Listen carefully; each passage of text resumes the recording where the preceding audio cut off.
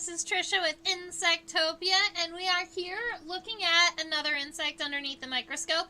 I believe that it's been a while since we sketched a grasshopper, and we've never sketched this grasshopper. And I have an incredible number of grasshoppers that are pinned and either spread or tucked, and I thought, why not pull one of these guys out? And I don't believe we've done this one because it's a pretty big grasshopper, so I don't have the ability to show it in its entirety underneath the microscope at one time. But that also means that when we zoom in, we'll be able to see all types of really cool textures. This is what our specimen looks like underneath our table camera, and if I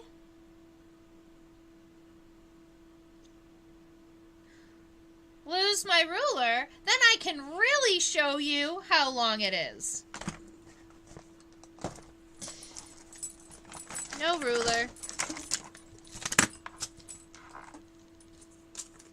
You're going to laugh at me. But what I do have is a paper cutter. And on the side of the paper cutter, there's a ruler. So it's not the best of rulers, but hey, I don't see my green ruler here at the moment. I must have walked away with it at some point. Grasshoppers are fun. Thank you, Sewing Nancy, for being here with us today. I super duper appreciate it. We're just going to throw this ruler up here on top of our specimen really quick. This is obviously in inches rather than centimeters, and it's not the best guide, but this will help us a little bit.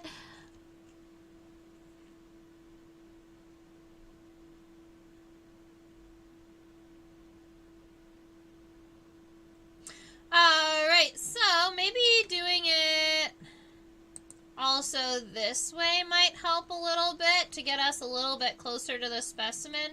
It looks like it's a little under 1.5 inches, but above 1.25 inches. So let's see.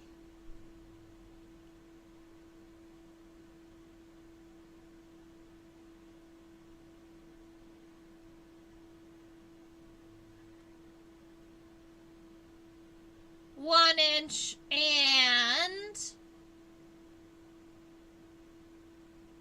let's call it 1.25. Ha ha ha ha! I love that, Sewing Nancy. My green screen ruler must have disappeared because of the green screen. Yeah, maybe that's what it is. I've been working under a green screen for so long that my eyes now are green screen, and therefore, unfortunately, I can't see anything green. Just darn it. So, all grasshoppers are actually... All common grasshoppers are in the family Acrididae. There are a couple of families of grasshoppers. For instance, the lubber grasshoppers that are much, much larger. I believe there are 2 or 3 species here in the United States. Lubber grasshoppers are in the family Romeliidae, so they're in a different family. Also, pygmy grasshoppers, grasshoppers that are only like 1/2 inch long when they're an adult, those are in a different family. They're in the family Tetragidae. Generally, if you see a grasshopper out there in the world, it's going to be in this family Acrididae. And grasshoppers can be really, really big. They can be really, really small. They can have slanty faces. They can have flat faces. Their wings can be red or yellow or green or blue. Their wings can be all types of beautiful colors, and their hind legs can be a variety of colors. I do have this nifty book that I like to use to ID my grasshoppers. It's the Field Guide to Grasshoppers, Crickets, and Katydids of the United States. So I'm a fan of these books that cover the entire U.S. because I like traveling in the United States. So, for instance, I have both the beetles of Eastern U.S. and Western U.S. because I have beetles from all over the place and I need to be able to identify them. The same with the dragonfly books. You've got dragonflies of the East and dragonflies of the West, and I have both of them because I've collected dragonflies all over the country. But this one covers them all together, so I think that that's pretty cool. And there are color palettes, which is fantastic. So I'm going to show you just a little bit of these grasshoppers before we really get going. You see how slant-faced he is? Aw, he's so cute. So when we are looking at different types of grasshoppers, there are characteristics that we really, really want to kind of focus on. A lot of times grasshoppers, at least when you're looking at color pictures, you can ID them based on their colors. Unfortunately, grasshoppers, being this green and brown color, they are a pigmented color. So after they pass away, their colors do fade. Even the brightest green of grasshoppers will turn kind of a tepid brown color. They just lose all of their color. And let's see, I was looking for some more of these palettes because not only are the colors of the grasshoppers used in identification, but also the colors and the patterns of the hind wings, which is what I wanted to show you. So let's see.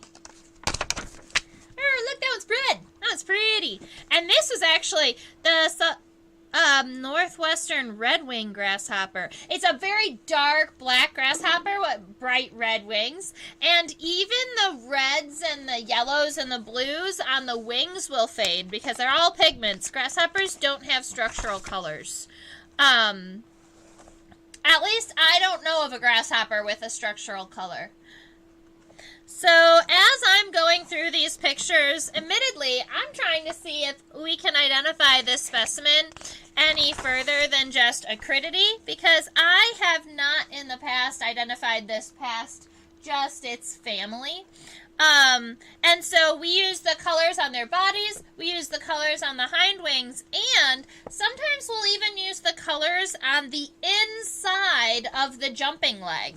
So the outside of the jumping leg a lot of times has all of these chevrons on it, and I'm sure that that has something to do with the muscular structure and helping the muscles connect and helping them jump. But the inside of the hind leg does tend to have like unique colors and unique patterns that will help you identify the specimen.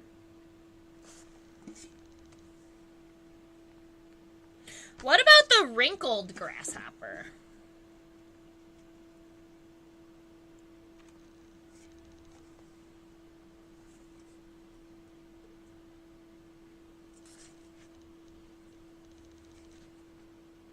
So something that I am noticing about our front wing of this grasshopper is that there is this little bit of an arch right about here. It's not straight across. So you notice how this is kind of arched here, and then you see the arch not on the top but on the side. That's the closest we've seen so far to this specimen. And you can see the hind wing has this black band that comes down fairly close to the body, and this dark band does come pretty close. So that is definitely my leading guess, but let's flip through the book and see if there are any others that look closer. Our grasshopper does not have any blue on the hind leg. It does have some red.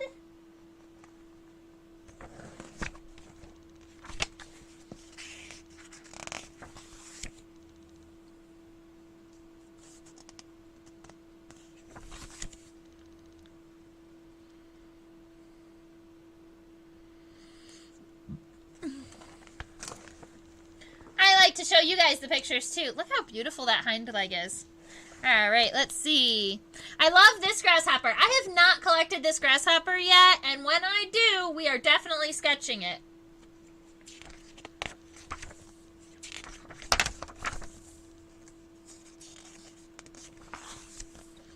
Alright, now that we've gotten to this region, these are going to be, I believe, smaller grasshoppers, and then we're going to get into the slant-faced guys. He's not a bird grasshopper. He's not a leopard grasshopper, and now we're into pygmy grasshoppers. So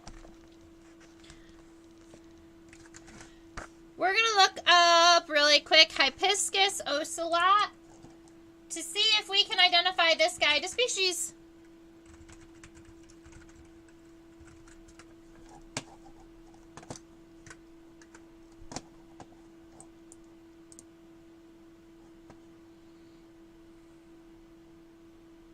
Yep. All right. Now, the only other thing that I do to check, so if we find a color photo that we like and is very comparable to the specimen we have, I check it online. I make sure that in real life the pictures of the specimen look fairly close to this to what I am looking at here. And then what I'll do is I'll go check the data on Bug Guide to see where that specimen has been seen, collected, and photographed, and compare it to where I found it. So this specimen was collected in Clinton, Oklahoma in 2010.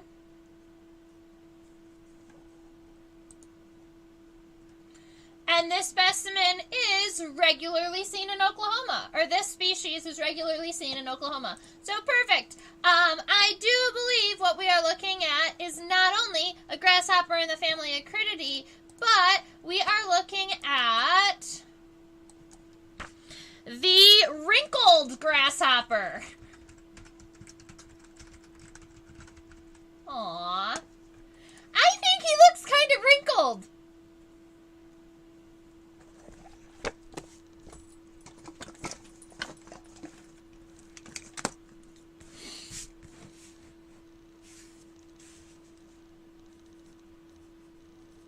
So I'm going to put wrinkled grasshopper for the common name up here at the top of my paper. And then underneath wrinkled grasshopper, I'm going to give my scientific name, which was Hibiscus ocelot.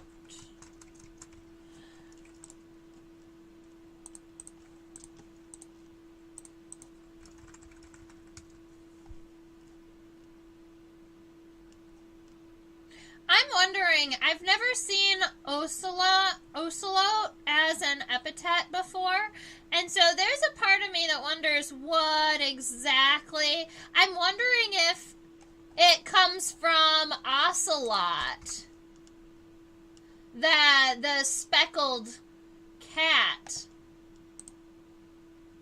I don't know. I think it... All right, so hear me out. If you look at the front wings here, where you can see kind of that speckled coloration on the front wings, I would almost agree that those speckles and those spots look very similar to the ocelot, the wild cat's pattern or spots. And so my guess is that they're named after a wild cat. That would be my guess. My educated opinion.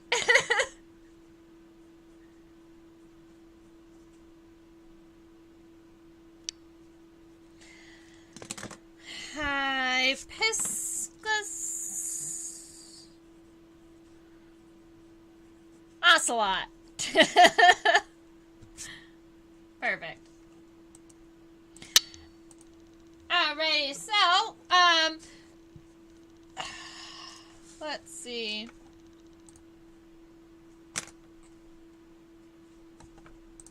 I would like to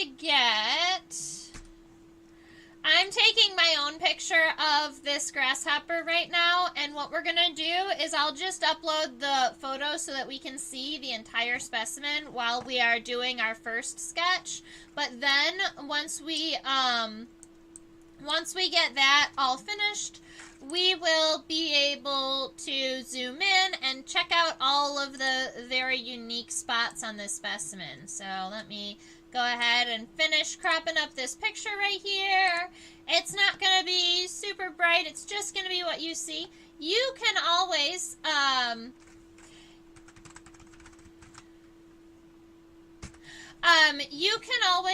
go ahead and screenshot this so that you can see it. But I want to be able to see this one too, because grasshoppers have have a different body shape, and we're just gonna do it this way. So my favorite place to collect grasshoppers is in Texas. Here we are. See, it's the same picture. Ha ha ha. Aw. Put it on the wrong screen. That's fine.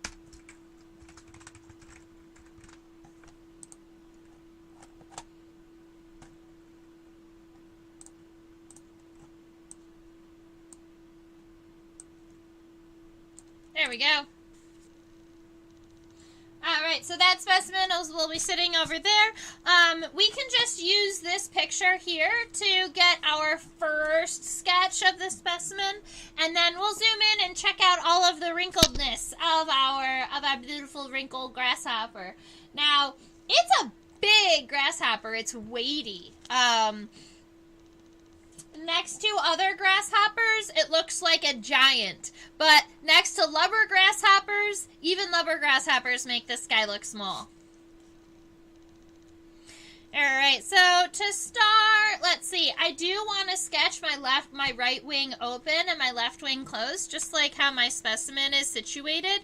So what I'm going to end up doing is sketching my body just a little bit closer to the left-hand side of the paper to give myself that room. The head of our grasshopper, I know from experience, is going to almost be kind of tucked into the pronotum. But you can start your grasshopper head. We'll just start it straight, and then I know that we're going to have to adapt or change it in a moment. The edges of our head are going to come up mostly parallel at the very start, but then they're going to angle towards one another almost in what looks like is going to be a point, except that once you get to the very, very top, it's rounded. Alright, so that's going to be our original, our baseline sketch for the head of my grasshopper. And this is, it reminds me almost like a rounded off shape of like a kid house. Like if you were going to learn how to draw a house, you do this, right? And so those, I mean, they look fairly similar to me.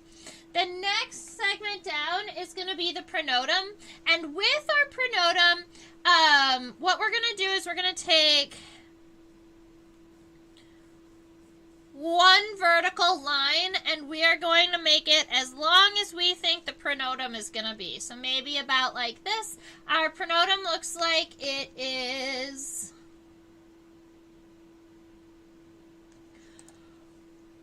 just a little bit longer than the head. So if you take your head shape and then you add maybe another half, maybe 1.5, that's about as long as the pronotum is going to be. But the edge of the pronotum all the way down here, it's not a straight across horizontal line. This actually is a point. It comes diagonally. So we're going to take that wherever you ended your shape, and you're going to make it look like an arrow that comes down. And then our pronotum comes in and goes out. Now, doesn't that look like a corset? Yeah, so the pronotum is almost corset shaped where it's like narrow and then wider, and then this is where our wings get connected. Now, the left wing is going to be laying down against the body, but my right wing is going to go out. So let's do the right wing first. Admittedly, I think that this wing should have been pulled up just a little bit more. You really do want your specimen, the wing to be straight out. So I'm gonna modify that to make sure that my sketch is better. So I'm going to do the bottom of the wing first. And you want the bottom of the wing to be mostly horizontal. I mean, there is still some shaping because the hind wing is not straight on the bottom. But you're going to be right around in this area. Let's see.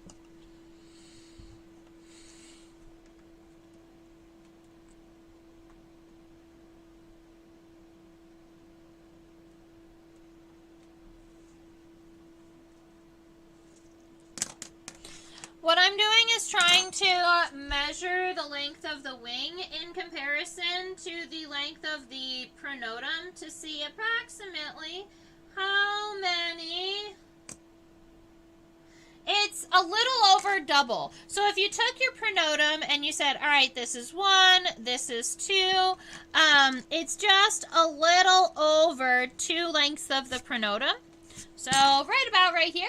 And then the front of the wing is going to come up, and you have that angle here. And that's one of the things that I was noticing was unique to our specimen. And then it's going to come out, and it's going to round. And I'm going to make it wing. I don't want it. I want it like this. Okay.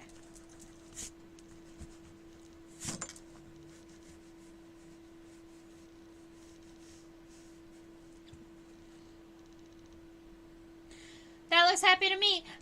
I might end up making the wing just a little bit wider before we're done, but as you know, this is just our first very light sketch, so when we zoom in and we check out more features, we will probably be changing these shapes just a little bit.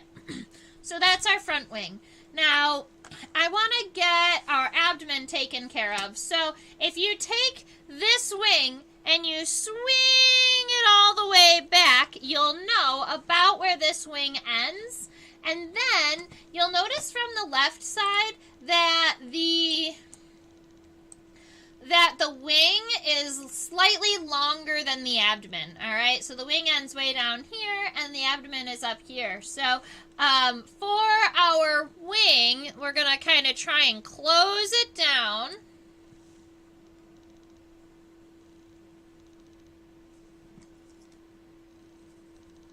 And then make the abdomen just a little shorter than that. I really think that the wing's got to be longer. I know I've tried to lengthen it twice now and didn't like it, but I think that it's got to be more like this. That looks better to me.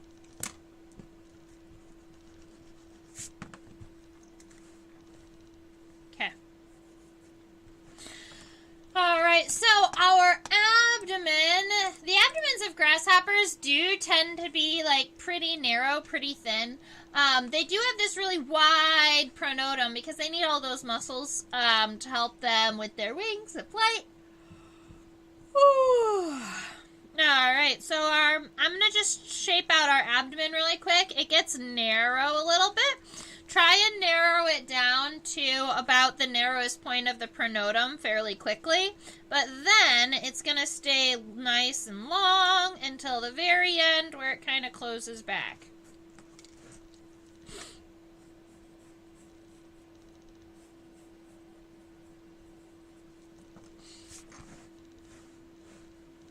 Alright, so that gives us the abdomen.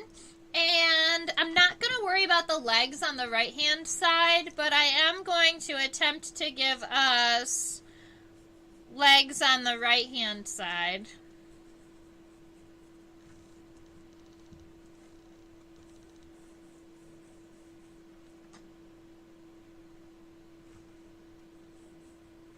Maybe not.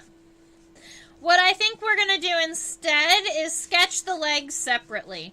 Kind of like how we were showing the book did earlier. We're going to look at the side of the leg, and we're going to sketch the outside of the jumping leg and the inside of the jumping leg. And I think that that'll be just fine. So, let's see. Now all I've got to do is add this wing to my left side. So the wing is connecting right about here in the corner. It does come and fold all the way up to about here. And it is going to cover about half of the abdomen. And remember, it's longer than the abdomen. So you've got a wing that looks a little bit like that. So you've got the one that's closed and the one that's open. And then all we have to do is add this hind wing in here. So they are approximately the same length. The hind wing, though, is just a little bit shorter. So I'm going to pull it back just a little bit. And grasshoppers have this very large swooping hind wing that I I've always kind of thought was really pretty. And also when they fly, it makes them look like they are like butterflies or moths. The wing is connected to the second segment of the thorax. So make sure that that hind wing doesn't connect to the body here. It goes all the way up here and connects right underneath where the front wing does. And when we zoom in, we're going to be able to see all of these muscles, this muscle system that helps with our grasshopper's flight.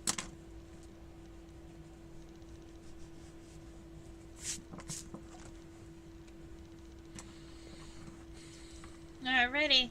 And then you've got that banding in there, but we're going to worry about that in a moment.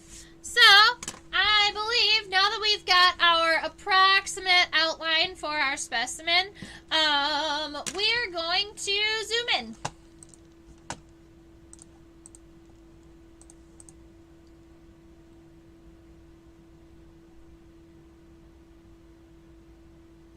Hibiscus ocelot.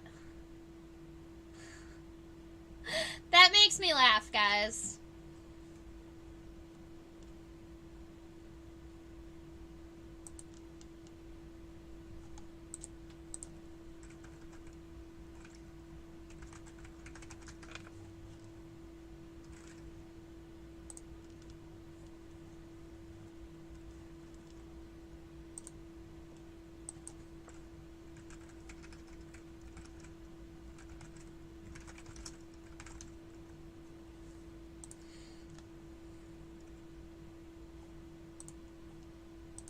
So with our head, the mouth parts are facing down, so we call these hypognathous. If the mouth parts faced forward, we would say they're prognathous, but this specimen is what we would consider hypognathous. So if we were to turn the specimen, all of the mouth parts are going down. Down, down, down, down, down, down, down, and out.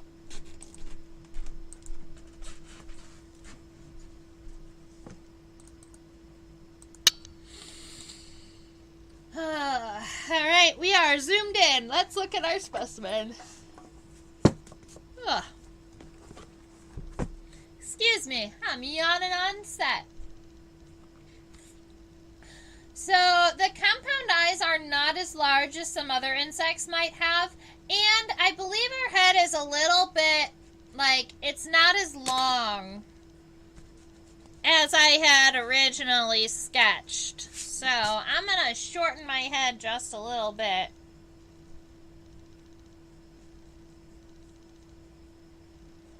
I want to keep that same overall shape, and I want to make sure that the head does stay in the central line of the pronotum here.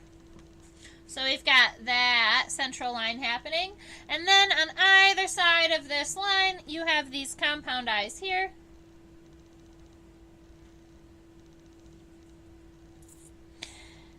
And they are they're small, but they are up there on the edge of our eye here. So I'm just going to put them right around here where they, let's see,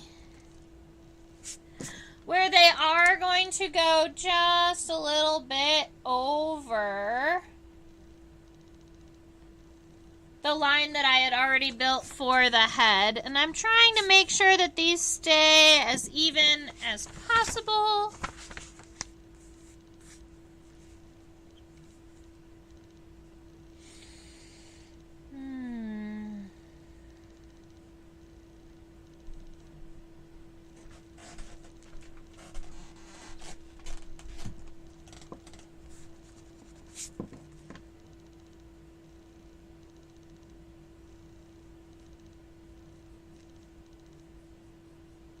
Alright, so I've got some eyes, I have these cheeks.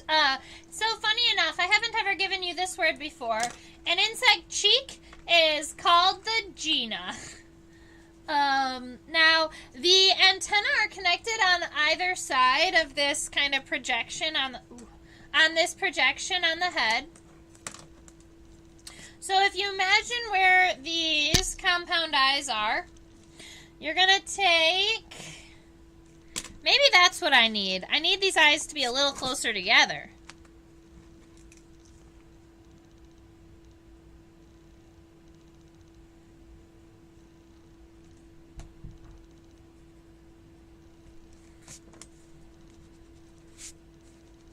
Nope, that wasn't it.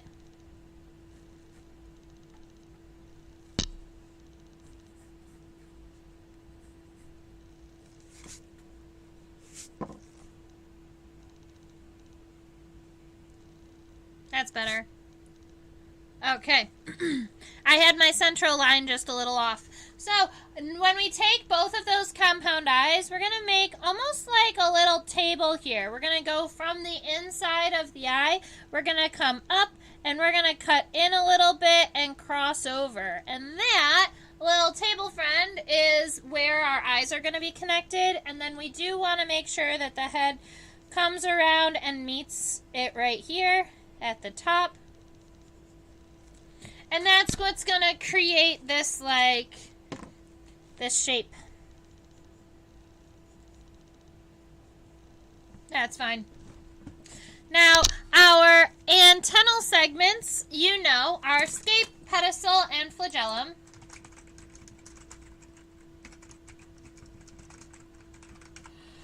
And grasshoppers have long, straight antennae that we call filiform. That means in the form of a filament, long and straight.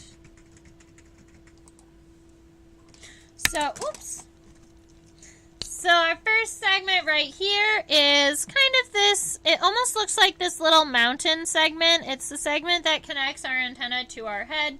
Then you'll notice that the next segment is kind of like wider than all of the other segments.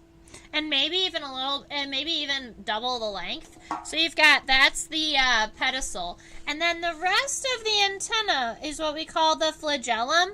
Now make sure that your antenna do not get too long, because one of the defining characteristics of a grasshopper is that their antennae are less than a third of the length of their body. All right. Grasshoppers in the family Acrididae, that's one of our defining characteristics. They have short antennae, and sometimes they're even called short-horned grasshoppers. They don't have horns, they just have short little antenna friends. All right. So coming in back here to our pronotum, it's not a straight line across like we had originally sketched. It kind of comes up a little bit and back down. So watch this. It's going to make it look even more like a corset. You're going to laugh.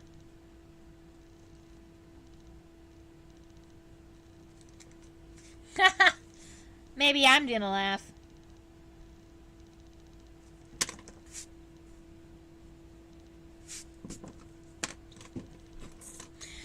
Did you know that grasshoppers had corsets holding them together? So you've got that, it's an underbust corset now. You've got these arches here that the head tucks into. We're going to scooch our microscope back so that we can see what's going on that pronotum. Keep in mind, this specimen is called the wrinkly grasshopper for a reason.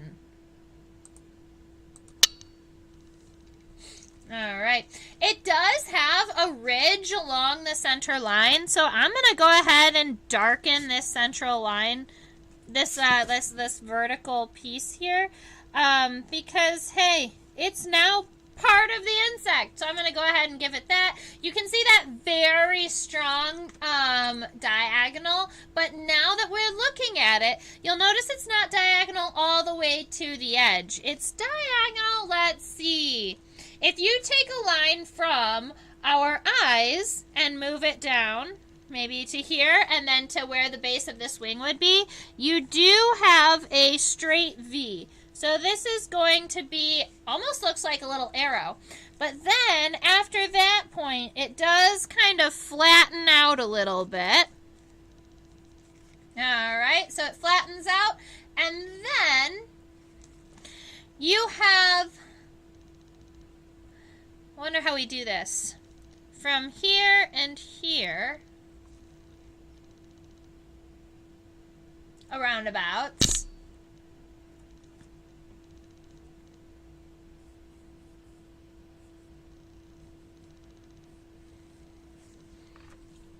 I I wanted to get in some of these designs, and I wanted to show where the pronotum was bending. But that's going to be a little bit tricky, because you can see the pronotum where it's flat on the top, and then where it's curved down on the edges. So you can use the light to view that. Right here, all the way to about here, this section on the top is flat, like a table.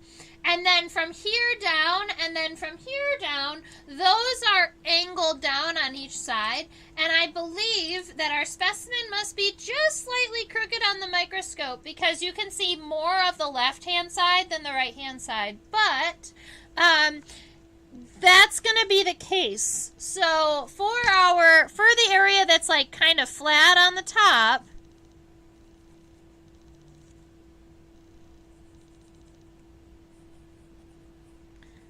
it's going to be like that. And then for the outside, I'm pretty happy still with this shape here, this very corset looking shape. So that's going to be the edges of our pronotum, and this up here is going to be the top of the pronotum. And for all of you, this is how we spell pronotum.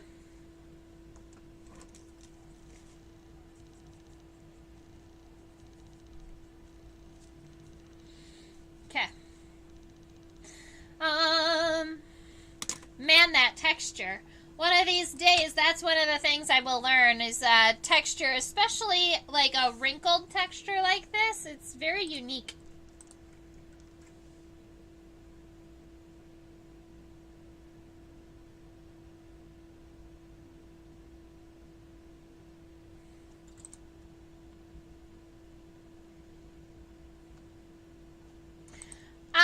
So for the name for the cheek of a grasshopper, it is called the Gena, spelled G-E-N-A. And that is a Scrabble word. You can use it on Scrabble. And it's a 4-letter word with all types of fun letters. So Gena is the cheek. And it can be of an insect, or it can be of a grasshopper, but it can be of any other insect. That region along the side of their head, between the compound eye and the mouth parts, is the cheek region that we call the Gena.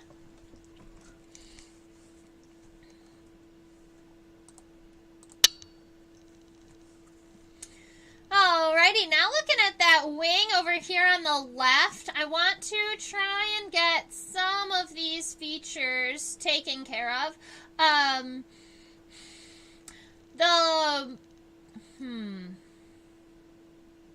do I say this?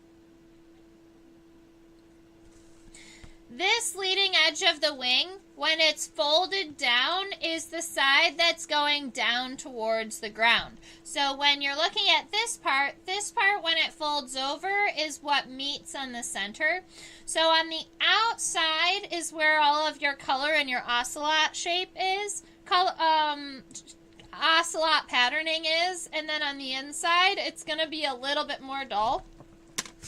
So what I'm going to do is I'm going to erase the inside of this wing because I want to add some of these details of the wing here without having to worry about the abdomen. Alright, now that we see about what it looks like, our wing is going to be coming out from underneath the pronotum, so I'm going to make sure that I don't go all the way to the edge here, that I kind of bring it in just a scoosh, just itty bitty bit. Okay, and I'm pretty happy with the edge of this, so we're just going to give this all the way down. And then this vertical line is what we will work off of. Pretty happy with that. All right, so coming in a little bit, we have this next region. It looks like it starts fairly narrowly and then gets wider. I'm going to scooch our specimen just a little bit to see what it looks like here. That's what I thought.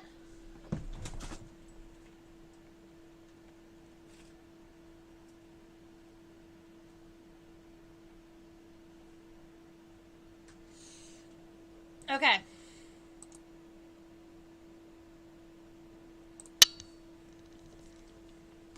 So we do have this straight line all the way across, but do you see this light yellow band here that goes right in the center of the wing? It's right around here. That is actually going to end up being the top of the wing, and this color pattern is what's along the edge of the wing. So where it starts, kind of around this area here, it's going to move in that. It's going to make it very narrow, and then the entire top of the wing is going to be this light piece.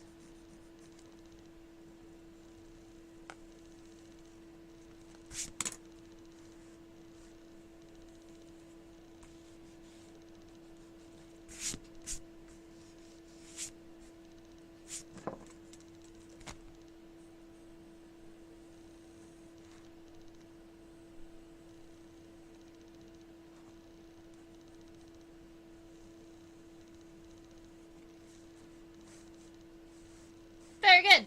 All right, we are doing well. Let's go ahead and look at some of the characteristics on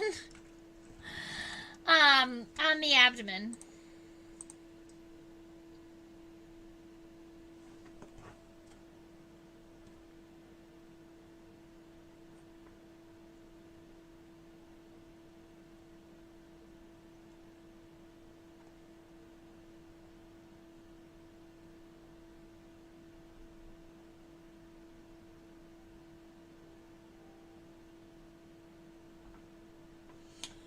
There are a whole lot of segments on the abdomen. That's what I'm coming to the conclusion of. So what we're going to do is we're just going to start from the top and we're going to work our way down.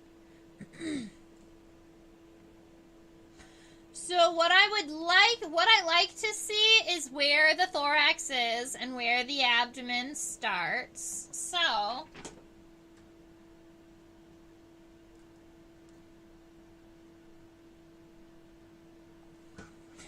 we look for 3 segments in the thorax. We look for the first segment, which is that pronotum here. We got that taken care of. Now, there is another segment of the thorax, and that's this segment right here. It's the segment that this middle wing is connected to and all of the muscular structure. So I'm going to give myself a line right around here where our wing is going to be coming out of, and that's where our muscular structure is going to be controlling for our wing. Then the next segment here, that's where the jumping leg is connected. That is the I don't know if we would call it the metanotum, but it is the third segment, and it is on the top of the specimen. So I would say it's the metanotum. But this is the third segment of the thorax. He is complicated. But hey, it's been a while since we drew a grasshopper, and I think that's why. Grasshoppers are a little complicated. So that's why I'm trying to simplify it for us as we are sketching it. Also, the thoracic region of grasshoppers is a lot wider than the abdominal region. So coming down here from that second segment, instead of making it narrow, I'm almost going to make the arch convex so that it stays a little bit wider for the third segment. And then we're going to give it a little triangle because that is what it looks like. We've got that little triangular segment there. That probably has to do with muscles and jumping and stuff. Very good. So that is first segment, second segment, third segment, and that is going to be where our actual abdomen starts.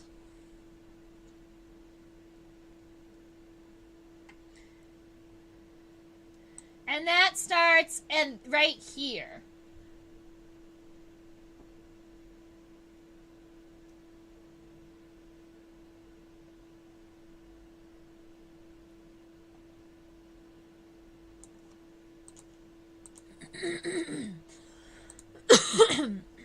All right, so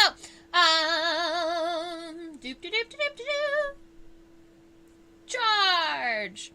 Right, now that we're actually looking at the hind wing a little bit better too, I might actually take this hind wing and fold it over itself just a little bit.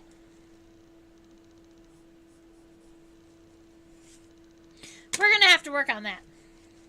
That's fine. We'll leave it like that for now. All right. 1, 2, 3, 4. We're going to start adding abdominal segments.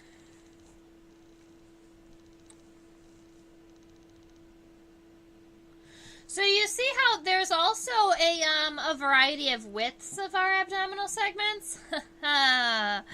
Grasshoppers are complicated. All jumping around. Here we go.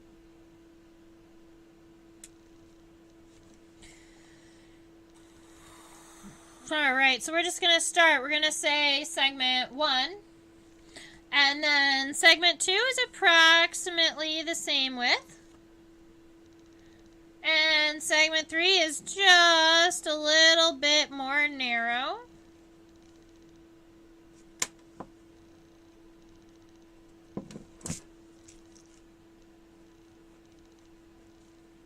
It's better.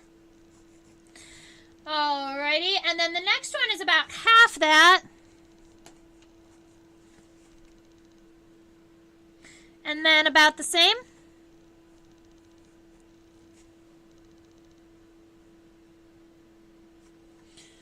So that is 1, 2, 3, 4, 5. We can see 6 segments right now. 1, 2, 3, 4, 5. One more at the very end. And we're going to keep going. We've got to move our specimen a little bit.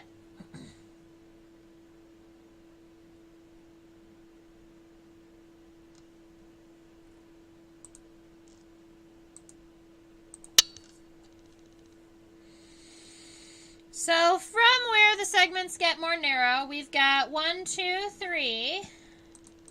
That is 1, 2, 3 of these narrower segments here. 1, 2, 3. We got that. And then we've got 4.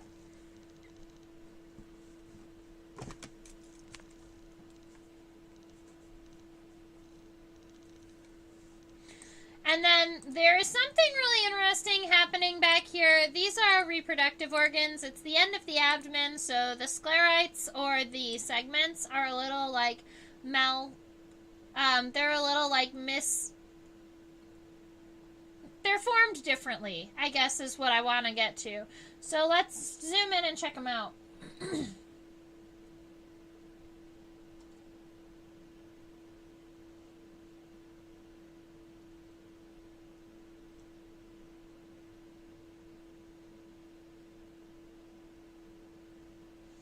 So, do you see that little sharp looking guy here? There's another one on the other side. I believe those are graspers, which would make this a male grasshopper. He would use that in the reproductive process to hold on to the female. So we've got one more kind of smaller segment here, and then the final one with the graspers on the end. So it's got kind of those two claws.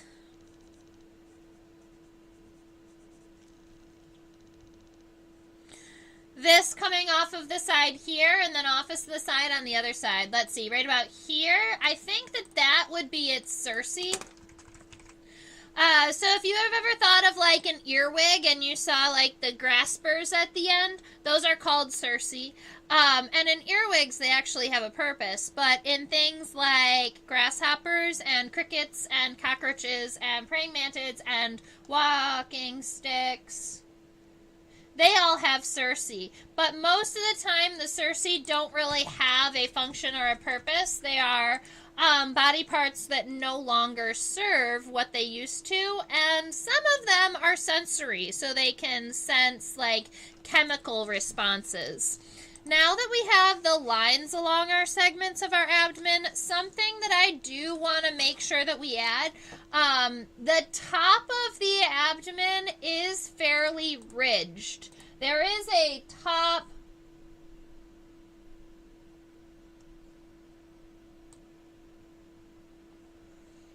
right here. here, there is this ridge along the top of the abdomen, and so I'm going to give myself a mostly central line, and this line isn't going to look central because the left wing is on top of part of the abdomen, so it's going to look off left, but that's fine. And then at that point, I'm going to give each one of these segments a point down, and then I'm going to erase them, and that is going to make our ridge look real. Make our ridge look like a ridge. That's what we want.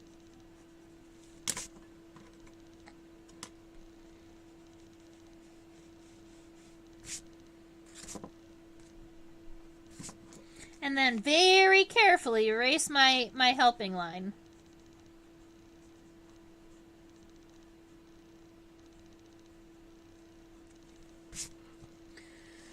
Whew.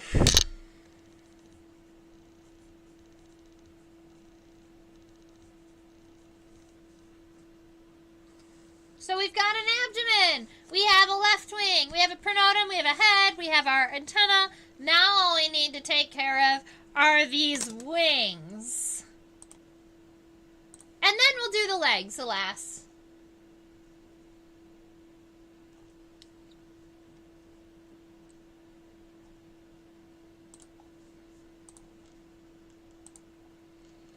So there are a couple of things that I want to look at when we're looking at the wings. So I'm going to pull this picture back up just so I can show you something. We see this line here in our microscope, and this line, it doesn't go parallel with the edge because then it would end all the way over here. This line here comes up and then meets the wing right about here, and then the rest of it's a little bit different. This section right here is the section that folds around the edge of the body. So over here, remember how it came to a point here and then we continued a little bit more? Well, that's this line that we're talking about. So over here, it looks like this. But over here, it's going to be more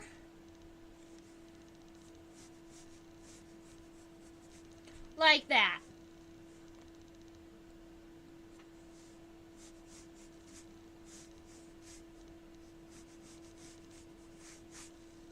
All right, that's what I wanted to show you. And so you can see that really dark ridge here in this microscope image.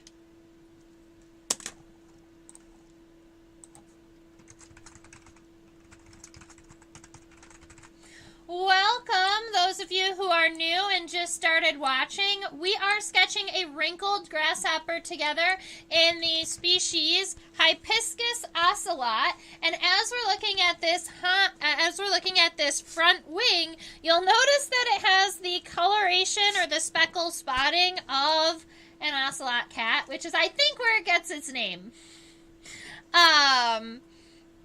And this front wing right here actually has its own special name. We call it a tegmina because it's not a membranous wing. It's not see-through like a wasp or a fly's wing would have. But it's also not hard like the front wing of a beetle, right? Those are hard, what we call elytra. These are what we call, the common name is leathery front wing. And if you have leathery front wings, we call them tegmina. Now, this is all of the, what we call the orthopteroids will have tegmina, and that includes grasshoppers, right? But it also includes praying mantids, walking sticks, cockroaches. I wonder if it includes termites now. And earwigs. Yeah.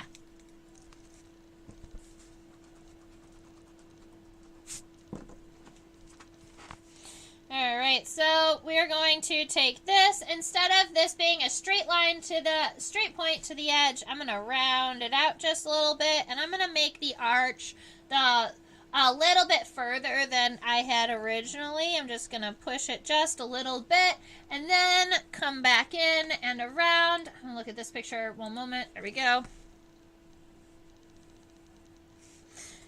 right? So I'm starting with this first shape here, and then this line, this is that solid line that you can see running along the length. This is also where our wing bends. It's going to come up like this. Now we have a number of patches and bands, and we have a whole lot of wing venation. I'm not going to worry about the wing venation, ladies and gentlemen. You can, if you would like, go through and add all of these checkered wings. I'm going to focus more on the coloration on the wings. I'm going to add these speckles, and then I might come back in and add some of the veins, but not a whole lot of them. All right, so we've got this this kind of patterning happening up here, and then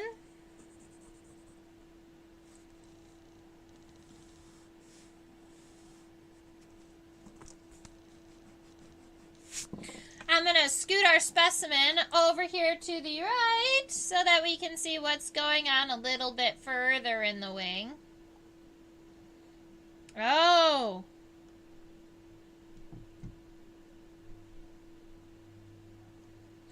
So I'm going to break our wing up into 3 sections. We have this one up here that comes along the top. We've got another break, and I'm just going to make it here. And this break comes down, and it's that light line right there. And as we watch that light line all the way across the wing, it does end, funny enough, right about where the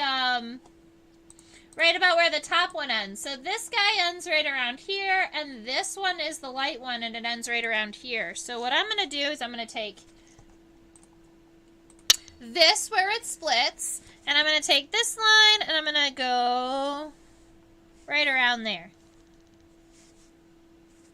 And then I'm going to add the rest of our wing to the very end. And that is going to give us our shape for our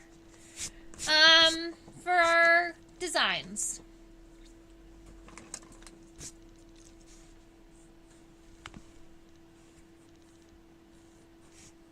That's kind of cool. All right, let's do the bottom one first. Because why not? Then we'll do the middle at the end.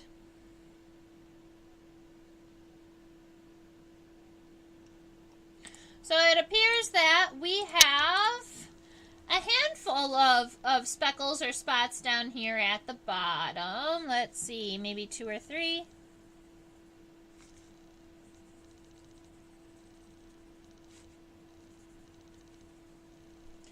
And all of these veins in here, we do have one that kind of comes along, and most of them go down. The veins up here on the top, they do run parallel, but then most of these veins are going to be going up towards the edge. And then these ones, and then these ones in here,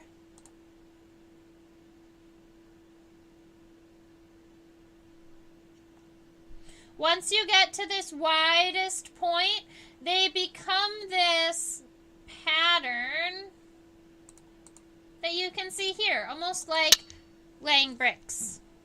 So let's see, right around here, they start to go.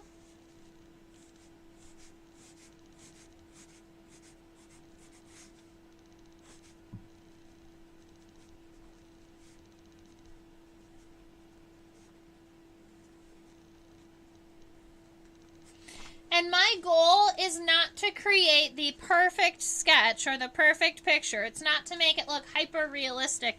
My goal personally is to follow the same structures to make it, give you the same feel. Essentially, I'm going for texture on the wing venation rather than exactly accurate venation.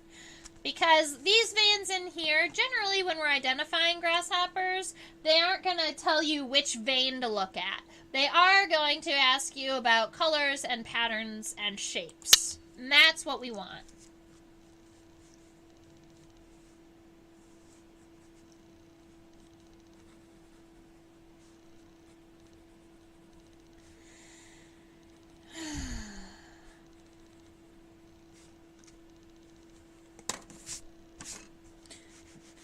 my too much gene kicked in.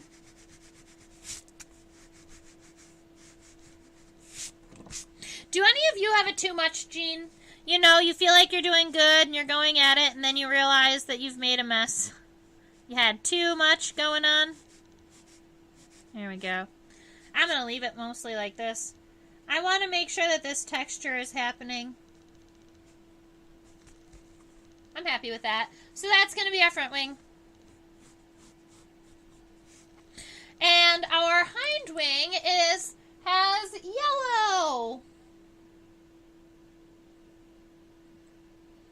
We're going to look at, right around here, at the base of where our hind wing connects. This is an entire musculatory system. It helps our wings beat. It helps our grasshoppers fly like an eagle. They don't fly like eagles.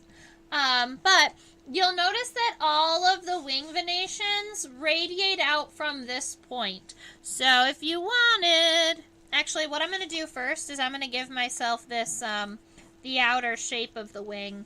I'm pretty happy with the shape that I created earlier, so I'm just going to take it and I'm going to darken it.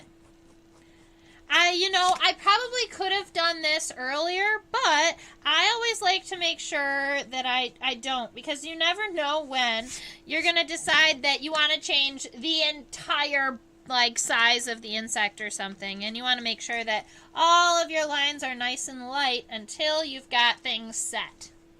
Alright, so these wing veins are going to kind of radiate out from the center.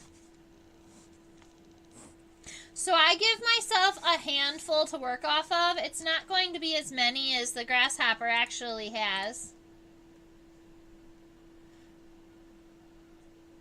And then what's really important are the colors on the wing, and this black band. So let's go back to this image because we can see the entire grasshopper wing. The very, very tip is clear, and admittedly, probably to around here is clear, but it's only really the tip. So something like this. From here on, all of these wing veins are clear. But on the inside of here, we've got this whole section. We're going to call it this whole section here. This is darkened. That's a dark band. And then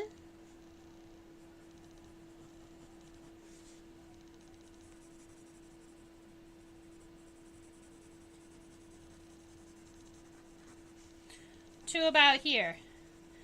So I'm just kind of scribbling this in, but what I was actually working on was I like to smudge some of my graphite a little bit with this type of situation. So I'm just gonna get it in here and I'm gonna scrub it a little bit, and it's okay if it gets a little bit of color in here because that is where it's yellow. Now if you are out there using colored markers or colored pencils, you can always throw that coloring in. Sometimes when the color is important, I will even say yellow and actually write what color it is, just so that I know for the future. Now at this point, everywhere that I have clear, I'm actually going to come back in and add some more veins to make it look more realistic. And then if I really, really wanted to, what I could do is create all of these cross veins here.